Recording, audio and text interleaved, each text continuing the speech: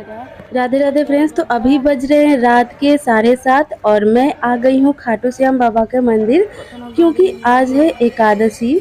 और एकादशी के दिन मैं हर एकादशी को आती हूँ खाटू श्याम बाबा के मंदिर में, क्योंकि इनका जन्मदिन है, तो इस वजह से। और यहाँ पे मैं पूजा करने के लिए सामान खरीद रही हूँ। सामान में ऐसा होता है कि यहाँ पे मोर पंख और इत्र और मिठाई मिलता है, बस यही सब मिलता है बाबा को चढ़ाने के लिए। और वहाँ पे जाकर हम लोग खुद से नहीं चढ़ा पाते हैं, पंडित जी ले लेते हैं और वही चढ़ाते हैं। तो यहाँ पे मेरे हस्बैंड और मैं आ गई हूँ सामान खरीदने के लिए। यहाँ पे मुझे 2 मोर पंखी चाहिए था और 2 इत्र चाहिए था, क्योंकि मुझे एक घर ले जाना था और एक बाबा को चढ़ा के छोड़ देना था। तो बहन बोल रही थी कि मतलब और कुछ ले लीजिए, ये ले लीजिए, वो ले लीजिए, बहुत सारे चीज़ बोल रही थी। तो मुझे जितना आवश्यकता था मैंने ले लिया और उसके बाद मैं आ गई हूँ मंदिर में। यहाँ देख सकते हो, और साइड में चप्पल खोलना होता है, तो मैंने यहाँ पे चप्पल खोल दिया है। और चप्पल जो है ना वो मंदिर के आगे ही खोलना होता है, तो थोड़ा अच्छा नहीं लगता है, थोड़ा साइड में खोलने से अच्छा रहता है।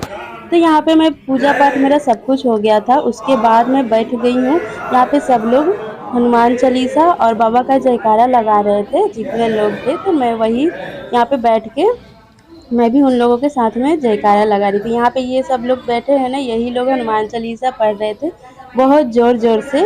और हनुमान चालीसा पढ़ने के बाद बाबा श्याम चालीसा का पाठ भी करते हैं। तो यहाँ पे मैं बहुत सही टाइम पे आई थी, मुझे मिल गया था चालीसा पढ़ने को।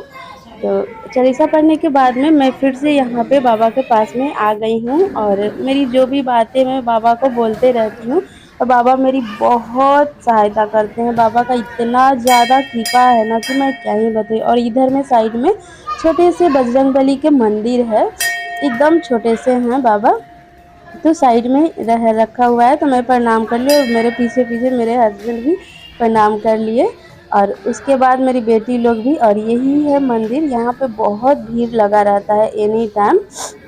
आज तो बहुत कम भीड़ लगा है, अभी थोड़ा देर बाद में जैसे 8 बजेगा इतना ज़्यादा भीड़ लग जाएगा कि क्या बताएंगे, क्योंकि यहाँ पे ना एकादशी के दिन बहुत सारा चीज़ होता है।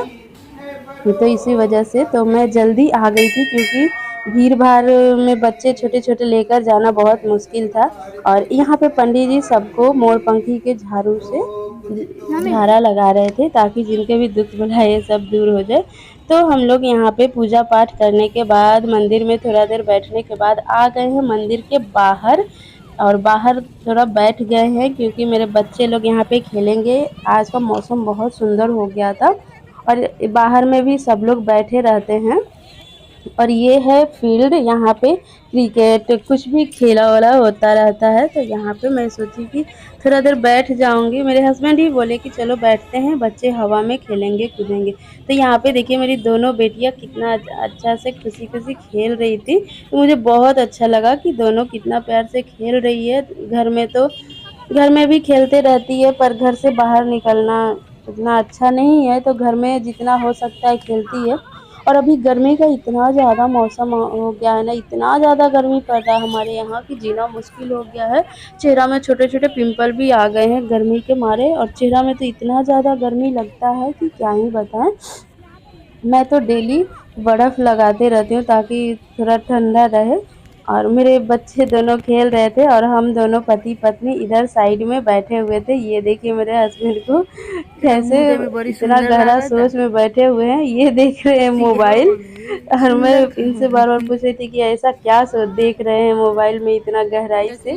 तो देखिए यहाँ पे ये मोबाइल देख रहे हैं, और मैं इनका मजाक उड़ा रही थी और बोल रही थी आप तो दूल्हे के जैसा लग रहे हैं, क्योंकि ये पूरी तरीके से टकला हो चुके हैं और पतले भी हो चुके हैं। तो मैं इनका हमेशा मजाक उड़ाती रहती हूँ।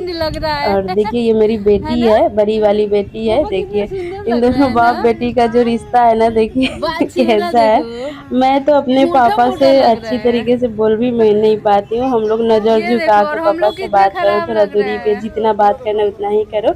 पर मेरी जो दोनों बेटियां है ना, अपने पापा से इतना ज़्यादा फ्रेंड जैसा रहती है कि बहुत खुशी होता है। ये सब मैं पहले टीवी में देखती थी ना कि लोग अपने मम्मी पापा से बहुत फ्रेंडली रहते हैं, तो टीवी सीरियल में ऐसे देखते रहती थी, तो मुझे भी बहुत पसंद आता था कि मेरे भी मैं तो नहीं रह पाई अपने मम्मी पापा से फ्रेंडली जैसा, पर मेरे बच्चे रहे।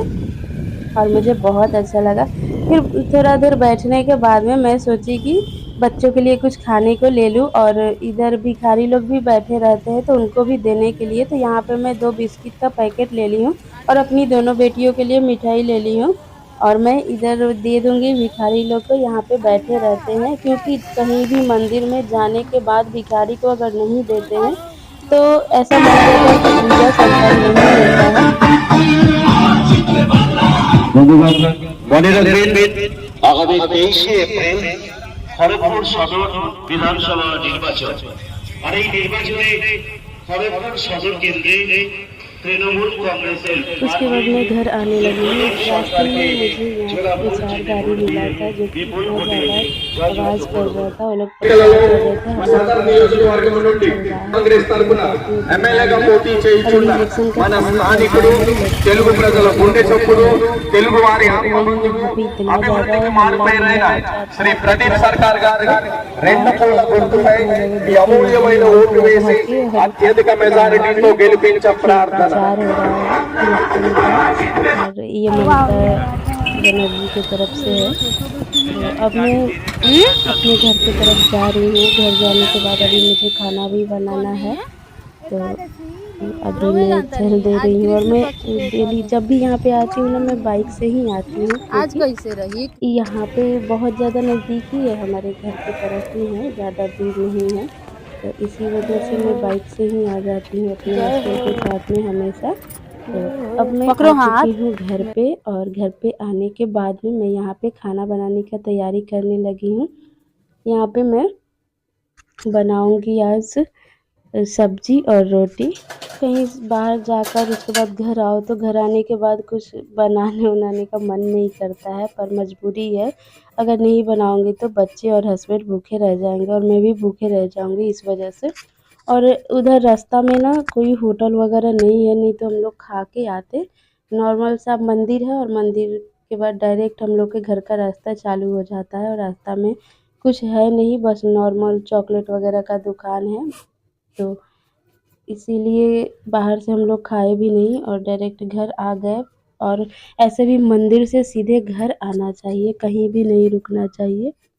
तो इसीलिए यहाँ पे मैं अभी बना रही हूँ सब्जी, और सब्जी में मैं घेवड़ा बना रही हूँ। हमारे तरफ इस सब्जी को घेवड़ा बोलते हैं। आपके तरफ क्या बोलते हैं कमेंट कीजिएगा, क्योंकि हर जगह हर भाषा में हर चीज़ का अलग अलग नाम होता है। तो आप लोग कमेंट कीजिएगा इस सब्ज़ी को क्या बोलते हैं। और आज मैं इसका भुजिया और रोटी और दूध यही तीनों बना के खाऊंगी और सबको खिलाऊंगी भी।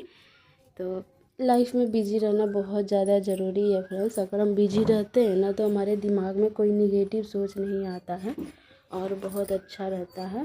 तो यहाँ पे मैं सभी चीज़ें बना लूँगी और उसके बाद मैं थोड़ा आराम करूँगी, फिर सिलाई करूँगी। सिलाई के लिए इतना ज़्यादा कपड़ा आया है ना कि क्या ही बताए, टाइम ही नहीं मिल पाता है। अभी तो शाम का जितना टाइम था ये बाहर जाने में ही निकल गया, और जो भी बचा खुचा टाइम है वो घर के काम काज में ही बीत जाएगा, और फिर बच जाएगा रात को सोने का टाइम। अब सोने के टाइम में ही मुझे 2 घंटा सिलाई करना पड़ेगा, क्योंकि अभी बज रहे 8:30 और 8:30 बजे से खाना बनाऊँगी, बनाते बनाते 9:30 बज जाएगा। तो 1 घंटा लगता है खाना बनाने में, और उसके बाद 9:30 बज जाएगा। तो 9:30 बजे के बाद मैं सिलाई करूँगी। लोगों को खिलाना भी है तो उसमें भी टाइम चला जाता है। तो 9:30 से 11:30 बजे तक या 12 बजे तक मैं सिलाई करूँगी, और उसके बाद फिर सो जाऊँगी। सुबह उठूँगी 4 बजे, तब जाके फिर से सारा काम होगा, क्योंकि सुबह और शाम 2 टाइम ही मैं सिलाई करती हूँ। 2 टाइम में जितना सिलाई हो पाए, या फिर दोपहर को जब मैं सिलाई करती हूँ तो फिर घर का काम छोड़ना पड़ता है। किसी का अर्जेंट होता है तो मैं दोपहर को सिलाई कर देती हूँ। तो फ्रेंड आज के लिए बस इतना ही, मिलती हूँ अगले वीडियो में। तब तक के लिए राधे राधे, जय श्री कृष्ण।